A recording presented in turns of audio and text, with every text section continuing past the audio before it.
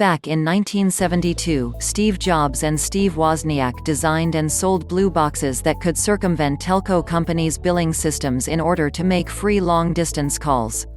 In an interview years later, Steve Jobs said, "Experiences like that taught us the power of ideas. The power of understanding that if you could build this box, you could control hundreds of billions of dollars around the world. That's a powerful thing. If we wouldn't have made blue boxes, there would have been no Apple." While at first glance it might seem funny that Apple, a company born out of tinkering, also makes it so hard for people to tinker, repair, and refurbish their devices, Steve Jobs' statement actually clears things up. There are two main takeaways. Suddenly, Apple's positioning against the right to repair bills that are now gaining traction across the country makes a whole lot of sense. Back in the day, Apple was the little guy vying for control, and today it just happens to be the big guy, at a $1 trillion market cap, fighting tooth and nail to keep its control over hundreds of billions of dollars around the world. To some extent it's the same story for every manufacturer out there. In fact, it's the same story for big tech in general. Hardware control, software control, data control.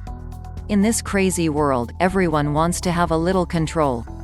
Unfortunately, in this crazy world, if people don't watch out, control will leave their hands completely. The fight for the right to repair is arguably the last stand which will ultimately determine whether or not that happens.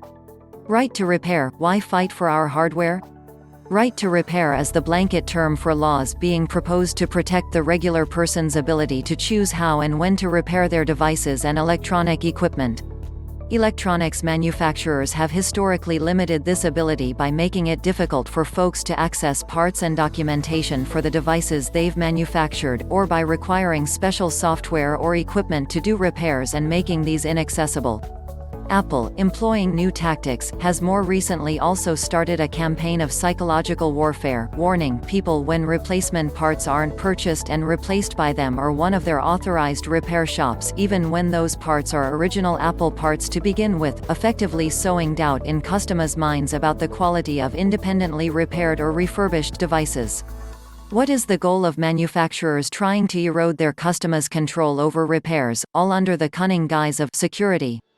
As usual, if you follow the money you'll have your answer.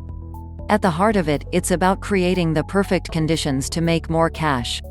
By controlling the pace at which people buy new electronics and eliminating competition for repairs and refurbishment, manufacturers can take the lion's share of the combined dollars these industries represent, $16.